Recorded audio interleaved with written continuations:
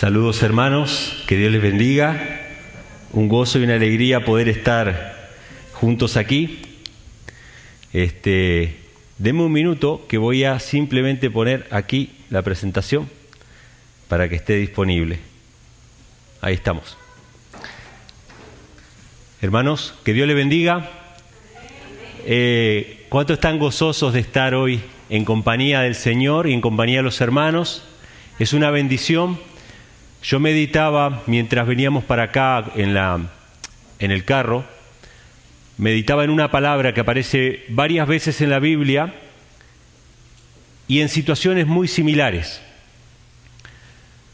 La Biblia usa la palabra delicia en el Salmo 133.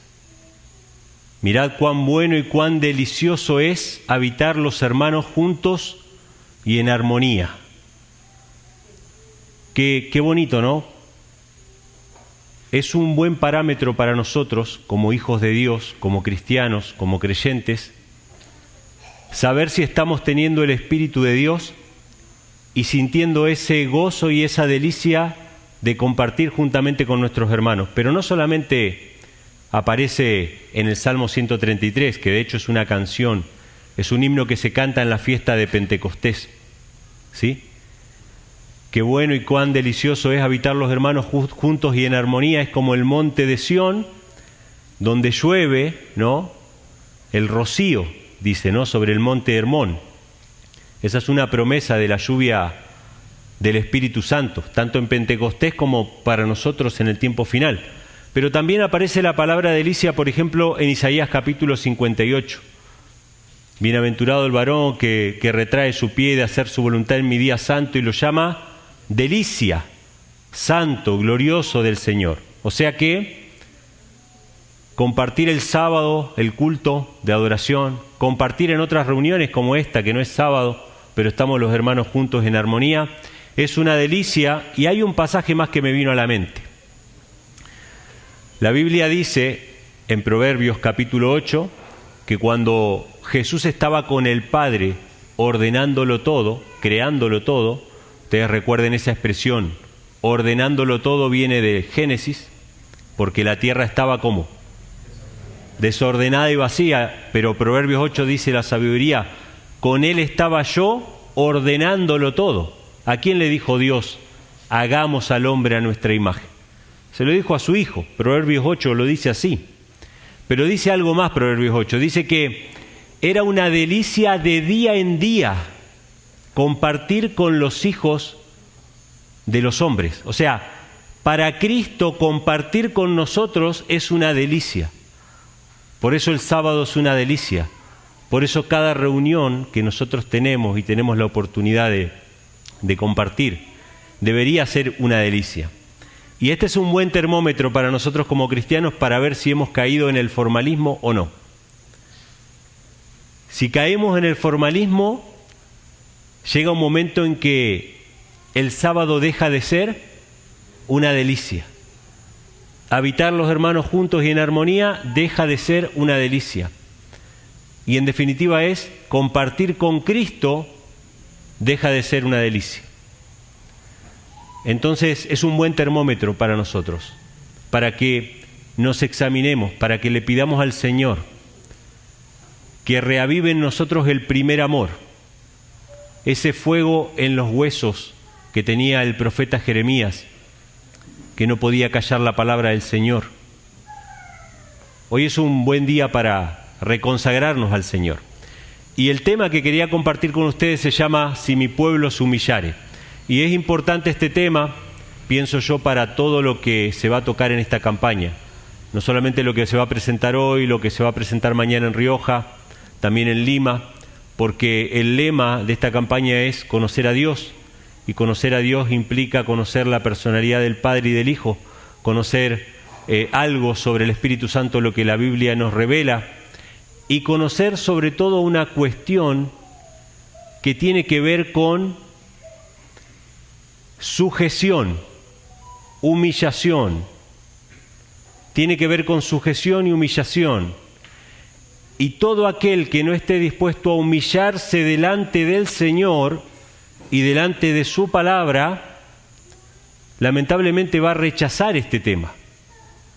Va a rechazar este tema. Yo hablaba con unos hermanos, un hermano me escribió y me dijo, hermano Manuel, usted sabe que, porque se han difundido rumores, ¿no?, de que los que no somos trinitarios negamos la divinidad de Cristo.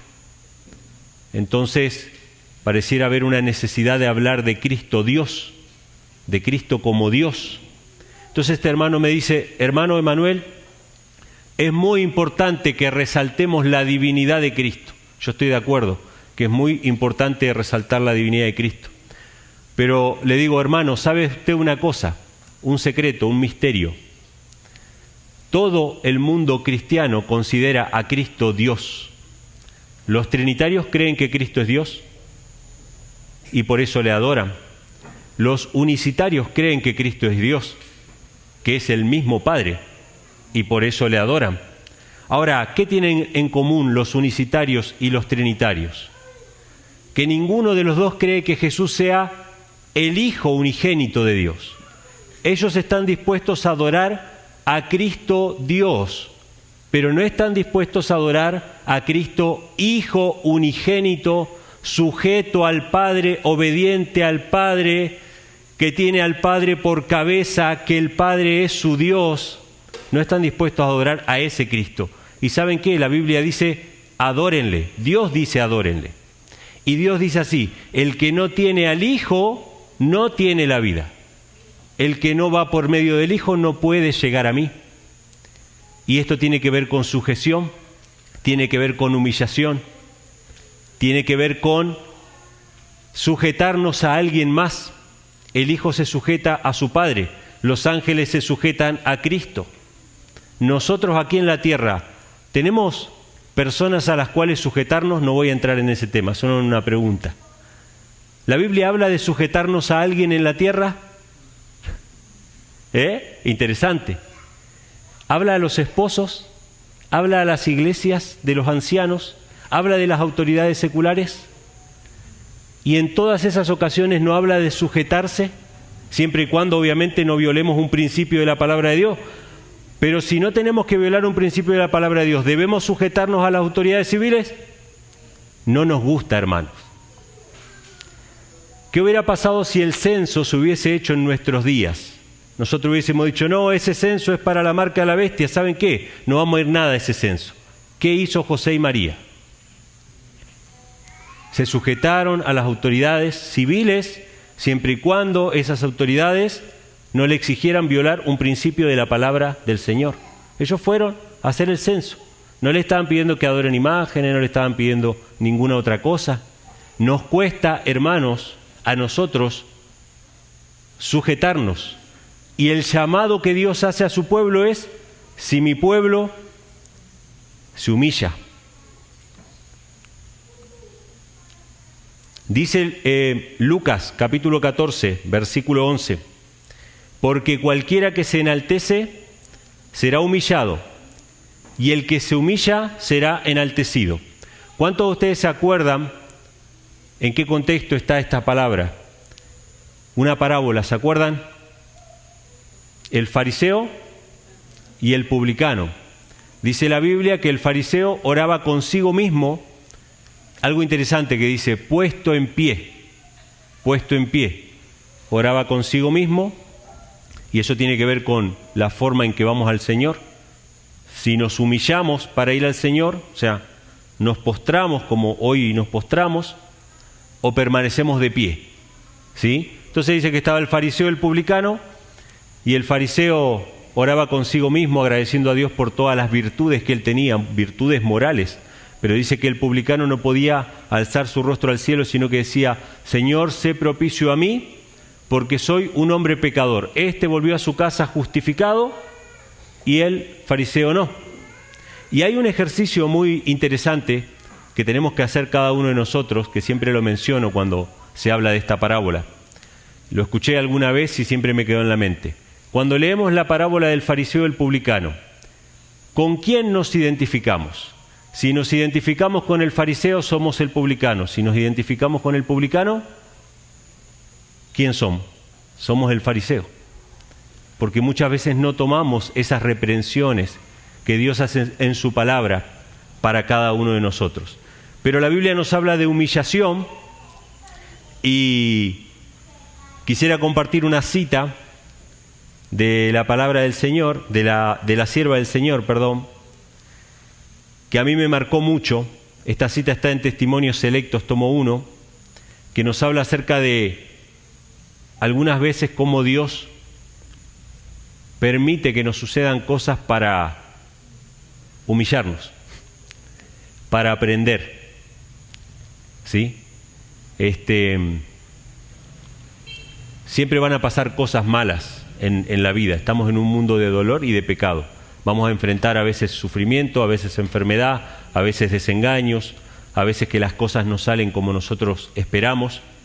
Y Dios quiere que nosotros aprendamos a caer de rodillas y a depender de Él, a humillarnos ante Él. Lamentablemente nosotros estamos acostumbrados a orar desesperadamente cuando estamos en un momento de desesperación. Ese no es el plan de Dios. Dios quiere que aprendamos a orar por todo, que oremos sin cesar, que le consultemos todo. Cuando las cosas van bien, que oremos. Cuando las cosas van regular, que oremos. Pero nosotros solamente oramos cuando las cosas van mal. Entonces, Dios permite muchas veces que suframos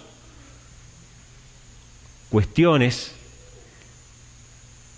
y que no tengamos ningún auxilio humano, porque cuando tenemos un problemita buscamos un auxilio humano. Lo primero que buscamos es un auxilio humano. Cuando ya no tenemos ningún auxilio humano, entonces oramos a Dios porque ya no hay nadie a quien acudir. Pero Dios quiere que aprendamos a hacer al revés, que para todo lo busquemos a Él. Y Dios va a poner las personas, Dios va a poner el auxilio. Y la sierva del Señor dice: se me ha mostrado que Dios dio a los suyos un cáliz de amargura que beber, para limpiarlos y purificarlos. Es un trago muy acerbo, pero ellos pueden amargarlo todavía más con sus murmuraciones, quejas y lamentos. Quienes no lo reciban habrán de beber otro trago, porque el primero no hizo en su carácter el efecto asignado. Qué interesante esta cita, ¿no? Dice que Dios permite que nos sucedan cosas, tragos amargos que tenemos que beber, y nosotros podemos amargar más esos tragos. ¿Con qué? Con quejas y murmuraciones. Pero si lo recibimos como de parte del Señor con un propósito, lo recibimos en nuestra vida, eso va a ser el efecto buscado que Dios quiere hacer en nuestra vida, hacernos dependientes de Él, ¿sí? Y yo les puedo decir, hermanos, que para muchos cristianos, para muchos creyentes, hay un antes y un después en su vida espiritual. Una sacudida espiritual, que fue un antes y un después. Que Dios en su providencia permitió, con su providencia que es insondable para nosotros y muchas veces no la entendemos, para que aprendamos a depender de Él. Entonces dice la cita: si el segundo tampoco les aprovecha, habrán de ir bebiendo otro y otro, so pena de quedar sucios e impuros de corazón. Vi que el amargo cáliz puede dulcificarse con la paciencia, resignación y oración, y que producirá en el corazón de quienes así lo reciban el efecto que les fue asignado, con lo cual Dios quedará honrado y glorificado. Dios nos llama, hermanos, a humillarnos. Dios nos llama a humillarnos. El texto clave quizá de la predicación de hoy es: si mi pueblo se humillara. Dios muchas veces permitía que el pueblo de Israel fuera llevado en cautiverio a naciones paganas, y desde esa cautividad Dios le dice al pueblo: si mi pueblo se humilla y me busca de todo corazón, ¿no? Dios restablece esa relación con su pueblo. Y es importante, hermanos, que aprendamos a humillarnos para recibir la palabra del Señor, para recibir la revelación que Dios tiene para nosotros, ¿sí?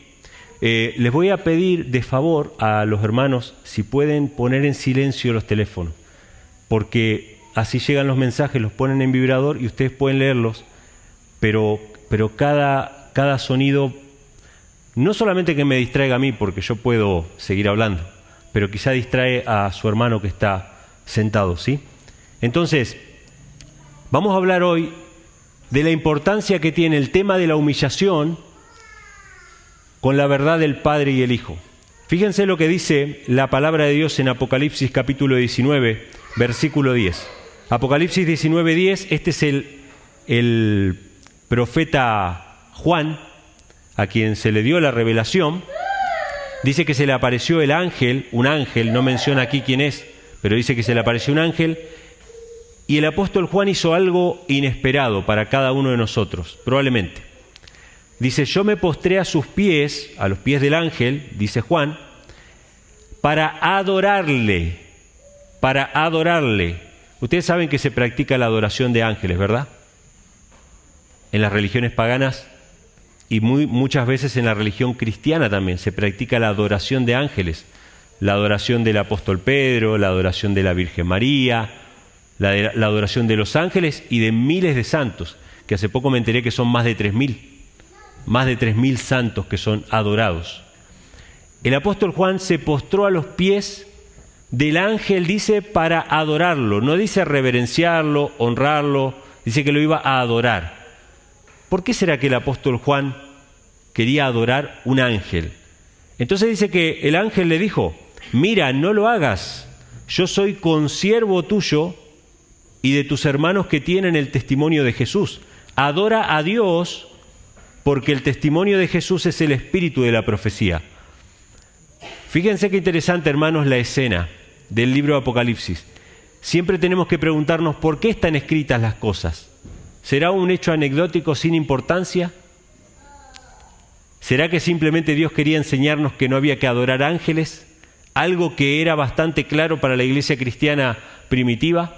Por lo menos los cristianos primitivos no tenían que lidiar con esa falsa costumbre.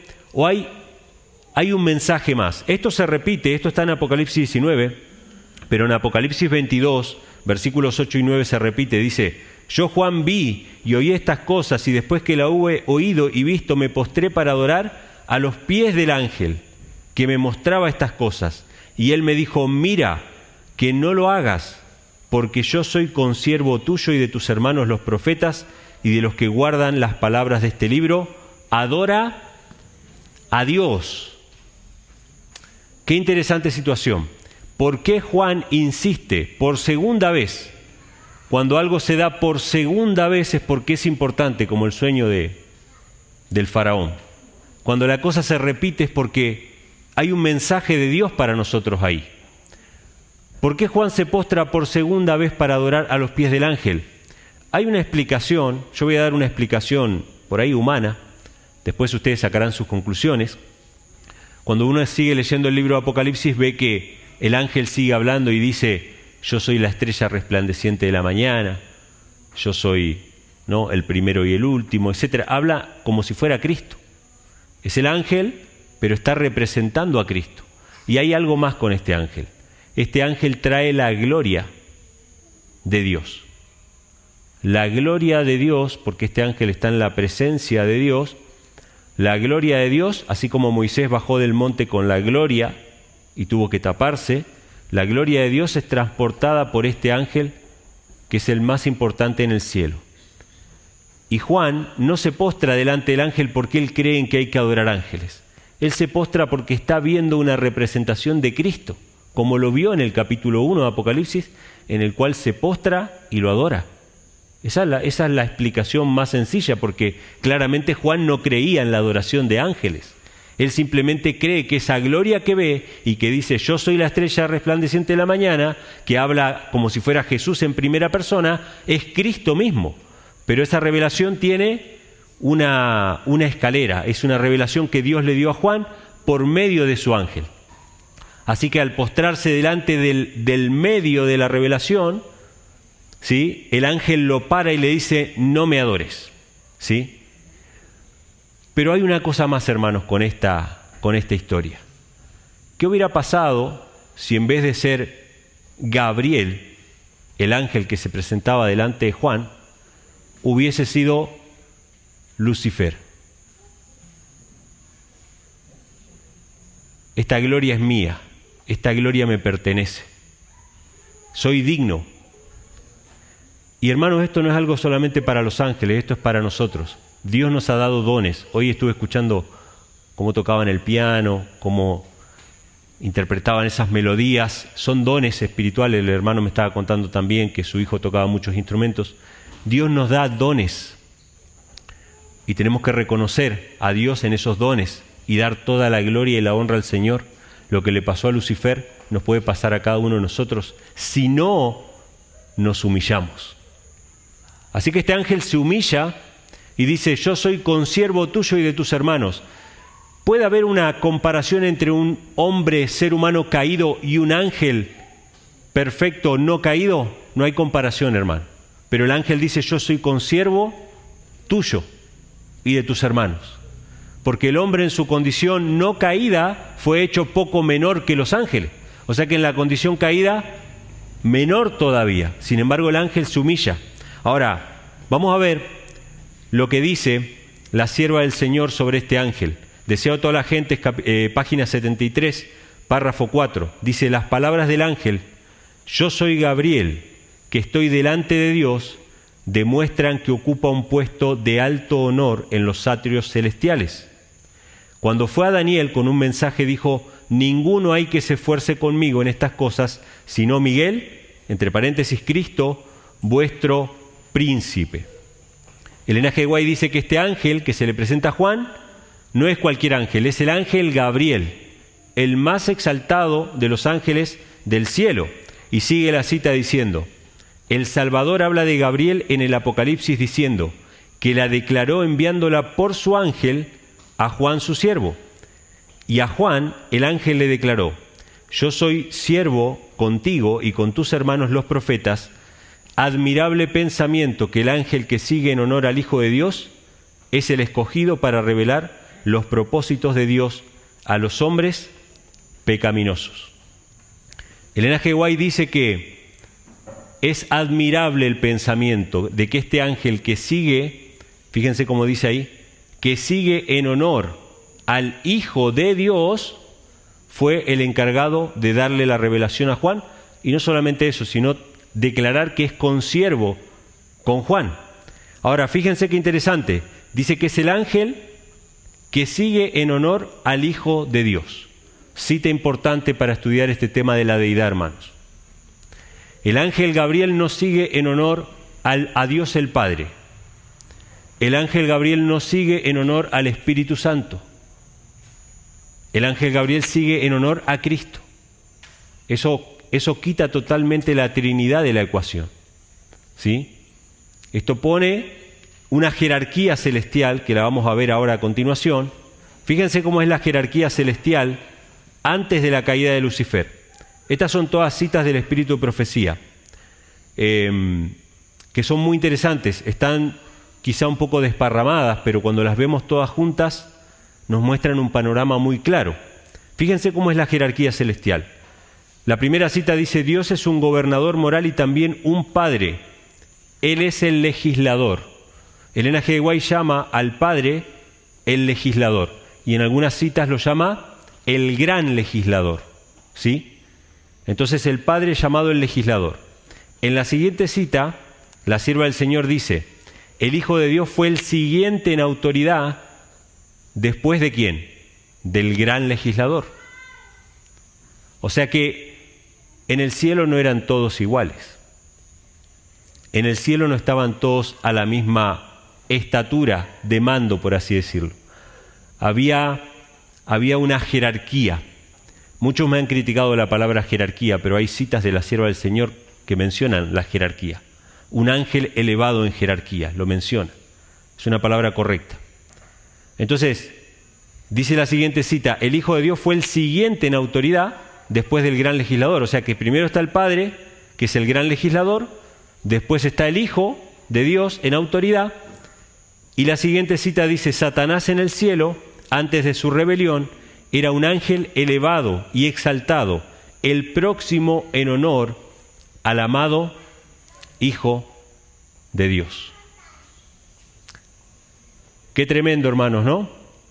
Había una jerarquía. Y el problema de Lucifer fue que no quiso sujetarse al Hijo de Dios. No quiso sujetarse a aquel a quien el Padre le había dado toda potestad. Así lo dice Cristo. Otro texto interesante que destruye la idea trinitaria, ¿no? Porque Cristo lo dice así: toda potestad me es dada en los cielos y en la tierra. ¿Por qué necesitaría Jesús, si fuera el mismo Dios Padre, que alguien le dé autoridad? Evidentemente, si alguien le da autoridad, si toda potestad le es dada, es porque hay alguien por encima de él. Ese que estaba por encima de él, evidentemente era el Padre. Ahora, ¿cómo era la jerarquía celestial después de la caída de Lucifer? Lo único que cambiamos es la última cita, fíjense, y dice lo mismo que dice de Lucifer. Fue Gabriel el ángel siguiente en rango, fíjense, usa la palabra rango acá, ¿sí? Siguiente en rango al Hijo de Dios, que vino con el mensaje divino a Daniel. O sea que había jerarquía en el cielo. Y entre los ángeles, fuera de Lucifer, fuera de Gabriel, entre todos los ángeles hay un orden, hay jerarquías. Eso está interesante, hermanos. Y nos cuesta ver eso a nosotros. La sociedad y el mundo nos vende una especie de igualdad, o una falsa igualdad en realidad, para contrariar lo que Dios dice. Voy a dar un ejemplo sencillo. ¿En la Biblia aparecen mujeres pastoras? Pregunta. Se puede debatir, cualquier cosa. ¿Aparecen mujeres pastoras? No. Interesante. ¿Mujeres sacerdotisas? No. Eran sacerdotes varones de una tribu específica. En realidad, el plan de Dios no era que sea una tribu. El plan de Dios era que sean las 12 tribus tuvieran un sacerdocio, que fueran un pueblo de sacerdotes y gente santa, pero como apostataron con el becerro de oro, y la única tribu que no apostató fue la tribu de Leví, los levitas fueron sacerdotes. Ahora, tenemos profetisas en la Biblia, sí tenemos profetisas, pero no hay mujeres pastoras. Ahora, los que desconocen el orden del cielo, los que están en contra del orden en todas sus formas, y desconocen lo que la Biblia dice acerca de la sujeción del Hijo hacia el Padre, dicen no hay diferencia. Las mujeres pueden ser pastoras también, porque todos somos iguales, entre comillas, ¿sí? Ahora, hay un pasaje muy interesante en Romanos capítulo 11 que dice así, y tiene que ver con esto, ¿no? Tiene que ver con el orden del cielo. Cuando habla acerca del matrimonio, el apóstol Pablo dice: el hombre es cabeza de la mujer. ¿Lo han leído alguna vez? ¿Está escrito o no está escrito? ¿Significa eso que el hombre es mejor que la mujer? No. Pero tiene una responsabilidad espiritual para con la mujer. El hombre es el sacerdote de la casa. El hombre tiene que estar dispuesto a dar su vida por la mujer como Cristo la dio por la iglesia. Esa no es la responsabilidad de la mujer. Yo sé que en muchos casos la mujer tiene que tomar esa responsabilidad porque el hombre es inconverso o porque son mujeres solas. No estoy hablando acerca de eso, pero en el orden que Dios estableció, el hombre es cabeza de la mujer. Ahora, ¿qué más dice Pablo en Romanos 11? Dios es cabeza ¿de quién? De Cristo, dice. Dios es cabeza de Cristo. Ahora, si yo no reconozco que Dios es cabeza de Cristo y no reconozco el orden celestial, ¿acaso voy a reconocer el orden de la iglesia, el orden terrenal? No, porque para mí el Padre, el Hijo y el Espíritu Santo son tres personas coeternas, coiguales y las tres dignas de adoración. Que ninguno es Padre, ninguno es Hijo, etcétera, etcétera. Toda la explicación trinitaria. Pero la Biblia presenta un orden. La Biblia dice que Dios es cabeza de Cristo. Y a nosotros, si nos agarra el orgullo de Satanás, porque Satanás es el originador del orgullo y no nos queremos humillar ante Dios, podemos llegar a desconocer ese orden también, ¿sí? Entonces, fíjense lo que dice la sierva del Señor acerca de Lucifer. Satanás fue una vez un ángel a quien se honraba en el cielo. O sea, Satanás era un ángel reconocido como importante, el que seguía en orden a Cristo. Su semblante, como el de otros ángeles, era benigno y denotaba felicidad. Su frente alta y espaciosa indicaba poderosa inteligencia. Su figura era perfecta y su porte noble y majestuoso. ¿Quién era Satanás? Un ángel honrado en el cielo que seguía en orden a Cristo. No al Padre, no al Espíritu Santo, a Cristo, porque estaba el Padre, estaba el Hijo y estaba Lucifer. Así era en el cielo. Pero cuando Dios dijo a su Hijo, hagamos al hombre a nuestra imagen, Satanás sintió celos de Jesús. ¿Hemos sentido celos alguna vez, hermanos? Qué tremendo, ¿no? Porque es lo que causó la ruina de la humanidad. Los celos, la envidia. Hay un mandamiento contra la envidia. Es tan importante la envidia, tan despreciable para Dios, que Dios hizo un mandamiento específico contra la envidia. No codiciarás los bienes de tu prójimo, no codiciarás la mujer de tu prójimo, no codiciarás nada de tu prójimo. No robarás. ¿Qué codició Satanás? La honra que solo le correspondía a Cristo. Dios solamente le podía decir a un ser en todo el universo, hagamos al hombre, a nadie más, a uno solo. Y Lucifer dijo, pero esperen, miren la gloria que yo tengo, ¿por qué a mí no? ¿Por qué yo no? Y hermanos, yo quiero que ustedes reflexionen bien sobre esto, porque no hay excusa para el pecado. Lucifer era el más exaltado en el cielo y aún así envidió lo que otro tenía. O sea que nunca es suficiente. Nunca es suficiente. Porque si se le hubiese dado el lugar que tenía Cristo, ¿qué hubiese envidiado después? El lugar del Padre. Vamos a un ejemplo sencillo. ¿Cuántas mujeres tenía David? No es que era bueno que él tuviera muchas mujeres, ese no era el plan de Dios, pero ¿cuántas mujeres tenía? Porque esto es lo que el profeta le dice a David. 99 ovejas tenías. ¿Y qué pasó con David? Codició la que no le pertenecía. Entonces, ¿hay excusa para pecar? ¿Puedo decir yo robé porque tuve hambre? ¿Puedo decir yo envidié porque fui desfavorecido? ¿O porque yo no tengo lo que el otro tiene? ¿Hay excusa? No, porque la envidia existe aunque yo tenga todo. El pecado no se puede justificar. El pecado es el misterio de la iniquidad. No tiene explicación. Si pudiéramos explicarlo, sería justificarlo. Nadie puede explicar por qué Lucifer permitió que la envidia surgiera en su corazón. No hay explicación. Es un misterio. Es el misterio de la iniquidad. Entonces, Dios le dijo al hombre, le dijo a su hijo, hagamos al hombre a nuestra imagen. Satanás sintió celos de Jesús, deseó que se le consultase acerca de la formación del hombre y porque esto no se hizo se llenó de envidia, celos y odio. Deseó recibir los más altos honores después de Dios en el cielo. ¿Sí? Así que acá tenemos el origen, hermanos, del conflicto, el origen del por qué estamos ahora queriendo redescubrir quién es Dios y conocer a Dios y sacando de lado las doctrinas trinitarias, etcétera. Y con lo que hemos de luchar mientras estemos en esta tierra. Y la única manera de luchar contra el orgullo es humillándonos, es cayendo sobre la roca que es Cristo Jesús. Fíjense lo que dice acerca ya no de Lucifer, sino de los ángeles.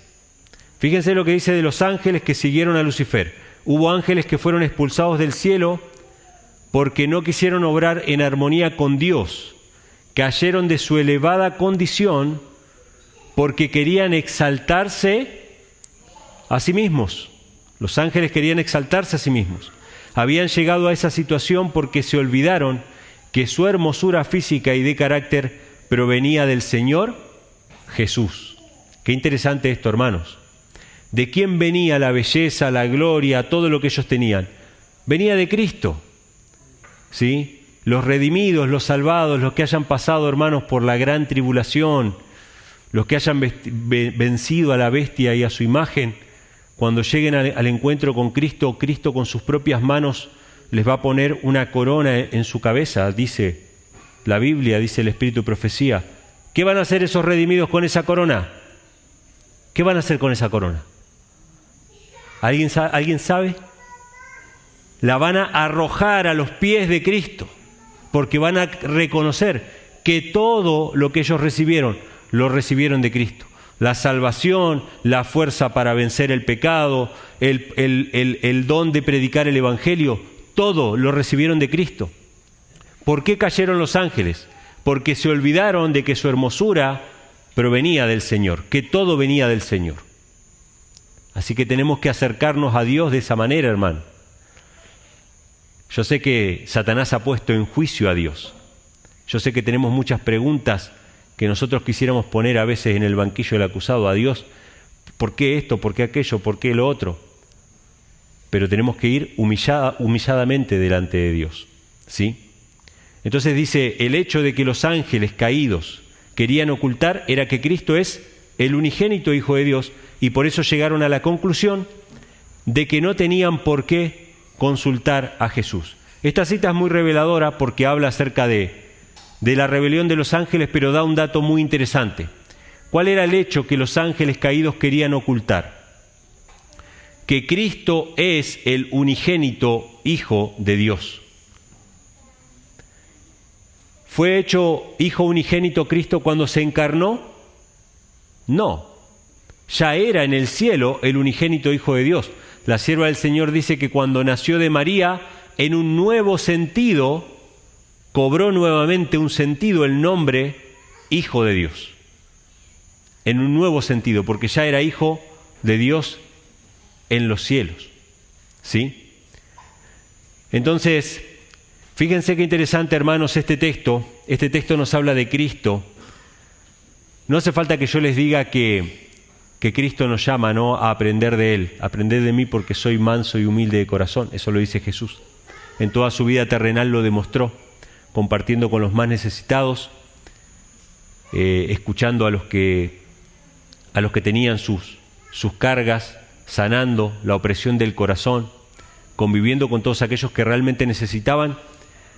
Pero aún en sus apariciones, fíjense como en el Antiguo Testamento, Cristo aparece como el ángel de Jehová. Dice Éxodo 23, versículos 20 al 25, «He aquí yo envío al ángel delante de ti para que te guarde en el camino y te introduzca en el lugar que yo he preparado». Fíjense lo que dice, «Guárdate delante de él y oye su voz, no le seas rebelde, porque él no perdonará vuestra rebelión, porque mi nombre está en él». Esto describe a las claras que este ángel era Cristo, porque dice que teníamos que oír su voz. En el monte de la transfiguración, ¿no?, a Jesús se le dijo, la voz del cielo decía, ¿no?, «Este es mi Hijo amado, a él oíd». O sea, tenemos que oír su voz. Dice, no le seas rebelde, o sea, había que obedecerle a este ángel. Dice, porque él no perdonará vuestra rebelión. Este ángel tenía el poder de perdonar o no perdonar pecados. Y a Jesús lo confrontaron por eso cuando estaba en la tierra. Cuando él vino y dijo, tus pecados te son perdonados, levántate y anda, ¿qué le dijeron?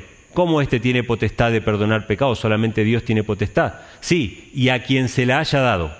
Toda potestad me es dada en los cielos y en la tierra. Y me gusta mucho esa ilustración del paralítico, ¿no? Porque cuando Jesús confronta a los fariseos les dice, ¿qué es más fácil decir? ¿Tus pecados te son perdonados o levántate, toma tu lecho y anda? Y yo les pregunto a ustedes, ¿qué es más fácil para Dios, según ustedes, qué es más fácil para Dios hacer? ¿Perdonarles a ustedes sus pecados o sanarles una enfermedad? Sorpresa, sorpresa, para Dios es más fácil sanar una enfermedad que perdonarles sus pecados. Porque somos incrédulos, no confiamos en la misericordia de Dios, nos cuesta aceptar el perdón, ¿sí? Entonces, Cristo tuvo que decirle al paralítico, primeramente tus pecados te son perdonados, porque si él no aceptaba el perdón de Dios, esa sanidad no podía suceder, esa sanidad no podía existir.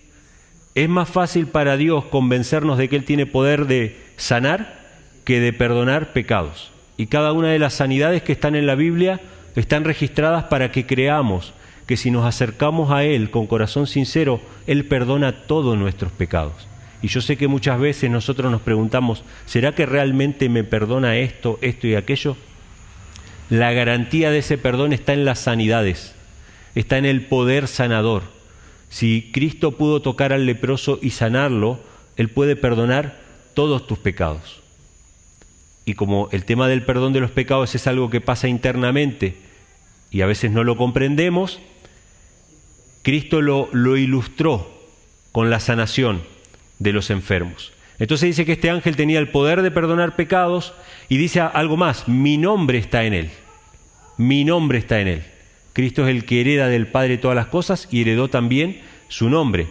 Dice, pero si en verdad oyeres su voz e hicieres todo lo que yo te dijere, seré enemigo a tus enemigos, afligiré a los que te afligieren, porque mi ángel irá delante de ti y te introducirá al amorreo, al eteo, al fereceo, al cananeo y al heveo, al jebuseo, a los cuales yo destruiré.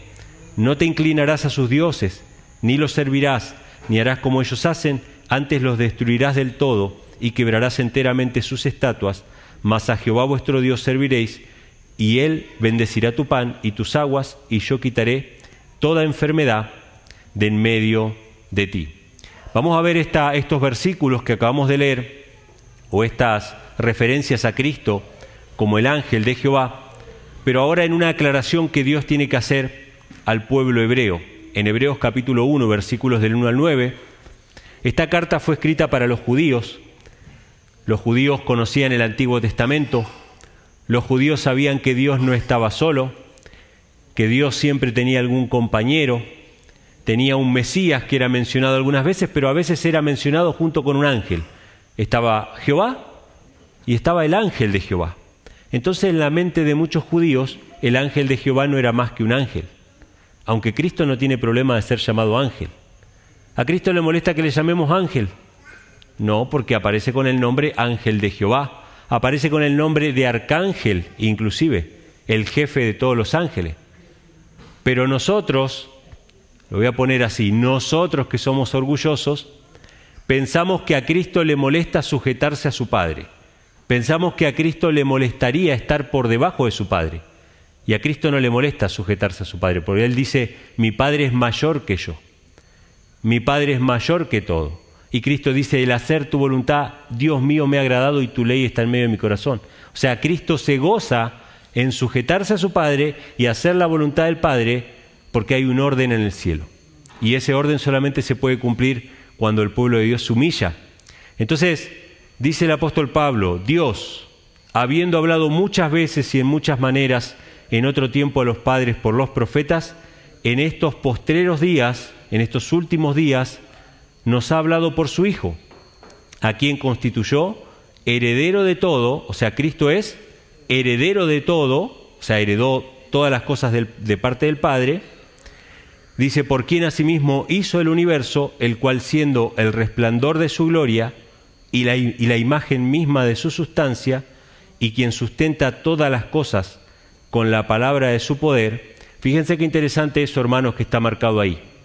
El cual siendo, dice, el resplandor de su gloria y la imagen de su sustancia. Pregunta, ¿es el Padre la imagen de la sustancia de Cristo o el resplandor de la gloria de Cristo? ¿Verdad que no? El Hijo es la gloria, el resplandor del Padre. ¿El Padre se sienta a la diestra del Hijo o el Hijo se sienta a la diestra del Padre? Está interesante, ¿no, hermanos? La Biblia está en clara. La Biblia está en clara con respecto a esto y está delante de nuestros ojos y a veces no lo vemos. Entonces dice que Dios constituyó heredero a su Hijo y que es el resplandor de la gloria, es la imagen de Dios. Por eso a Cristo no solamente que se lo puede adorar, se lo debe adorar. Y nadie puede adorar al Padre si no es a través de Cristo, porque Cristo es la imagen del Dios invisible. A Dios nunca nadie le vio jamás. El unigénito Hijo que está en el seno del Padre, Él le ha dado a conocer. Todo lo que hemos visto acerca del Padre lo hemos visto a través de su Hijo. El que ve al Hijo, ve al Padre, ¿sí? Entonces continúa diciendo, habiendo hecho la expiación de nuestros pecados, por sí mismo se sentó a la diestra. Nuevamente, Cristo se sienta a la diestra de la majestad en las alturas, hecho tanto más superior que los ángeles. Recuerden que esta es una aclaración para el pueblo judío, que considera que el ángel de Jehová es un ángel, una criatura, un ser creado. Pero acá dice que no, es superior que los ángeles, por cuanto heredó más excelente nombre que el de ellos. O sea, Cristo tiene el nombre del Padre, heredó el nombre del Padre. Dice, porque ¿a cuál de los ángeles dijo Dios jamás, mi Hijo eres tú, yo te he engendrado hoy? Y otra vez, yo seré al Padre y Él me será a mi Hijo. Cristo es el unigénito Hijo de Dios, ¿sí? Así es presentado en las Escrituras, se sujeta al Padre, Cristo no tiene problema de decir del Padre, es mi Dios y vuestro Dios, como le dijo a los discípulos. Voy a mi Padre y a vuestro Padre, a mi Dios y a vuestro Dios. Todos aquellos que aceptan el Espíritu de Cristo son hechos hijos de Dios, son llamados hijos de Dios y pueden clamar Abba Padre juntamente con el Hijo. Pero si alguien no tiene el Espíritu del Hijo, no puede clamar Abba Padre. Nosotros somos hechos hijos de Dios por adopción si aceptamos al Hijo, ¿sí? Entonces, continúa diciendo otra vez cuando introduce al primogénito en el mundo, dice, adórenle todos los ángeles de Dios. Y ciertamente de los ángeles dice, el que hace a sus ángeles espíritus y a sus ministros llamas de fuego. Mas al Hijo dice, tu trono, oh Dios, por siempre jamás. Cetro de equidad es el cetro de tu reino, has amado la justicia y aborrecido la maldad. Por tanto Dios, el Dios tuyo, te ha ungido con óleo de alegría más que a todos tus compañeros. Este tema, hermanos, de la Trinidad, de la Deidad, este tema controvertido y que si ustedes lo han compartido alguna vez, saben que es controvertido, saben que no es fácil de recibir. Este tema toca mucho la cuestión de la jerarquía, del orgullo, de la sujeción, y podemos ver en Cristo alguien que se sujeta a su Padre, que reconoce a Dios como su Padre, ¿sí? Y se hermana con cada uno de nosotros. Quiero concluir con unos pasajes que me gustaron mucho. Este es uno de los que más me impactó. Este es el apóstol Pablo. ¿El apóstol Pablo tenía dones espirituales o no? Vaya que tenía dones espirituales. El apóstol Pedro escribe de Pablo, nuestro amado hermano Pablo, que en todas sus cartas nos ha escrito con la sabiduría que le ha sido dada. ¿Sí? Así habla acerca de las cartas del apóstol Pablo. El apóstol Pablo era reconocido como un siervo de Dios, como un profeta. Sus cartas eran reconocidas como escrituras, igual que las otras escrituras, ya en sus días. Todavía Pablo vivía y sus cartas eran reconocidas como inspiradas por Dios, desde la hora cero. No se necesitaron concilios de la iglesia para reconocer las cartas de Pablo como inspiradas por Dios. Era un hombre dirigido y utilizado por Dios en gran manera. Fue llevado en visión a ver el tercer cielo. Y él era tan humilde de corazón, tan sencillo, que habló acerca de ese hombre que fue llevado al cielo en visión. No se animó a decir que era él, que había sido llevado al cielo en visión. Y el mismísimo apóstol Pablo aceptaba las cosas que Dios permitía que le sucedan, cosas negativas, como hablamos al principio, ¿no? Dice, 2 de Corintios capítulo 12, versículos del 7 al 9, aunque no se sabe de qué puntualmente está hablando, pero está hablando de un problema, o de una enfermedad, o de una debilidad que él tiene. Y dice así, para que no me enaltezca desmedidamente. ¿Para qué? Para que no me enaltezca desmedidamente por la grandeza de las revelaciones, me es dado un aguijón en mi carne, un mensajero de Satanás que me abofetee, para que no me enaltezca sobremanera. Por lo cual 3 veces he rogado al Señor que lo quite de mí. ¿Y qué me ha dicho? Bástate mi gracia, porque mi poder se perfecciona en la debilidad. Puede, hermanos, que Dios permita que pasen cosas en nuestra vida o que tengamos algún achaque, alguna debilidad, que nos recuerda, porque si no, no lo recordaríamos, que dependemos de Él, que dependemos de Dios. Aceptémoslo eso con gozo y con alegría, recordando las palabras del apóstol Pablo, me es dado un aguijón en la carne para que no me enaltezca. Reconozcámoslo de esa manera. Dios va a bendecirnos abundantemente con su revelación, la revelación de su amor, ¿sí? Y dice la Escritura en 2 de Crónicas 7:14, si se humillare mi pueblo sobre el cual mi nombre es invocado, y oraren, y buscaren mi rostro, y se convirtieren de sus malos caminos, entonces yo oiré desde los cielos, y perdonaré sus pecados, y sanaré su tierra.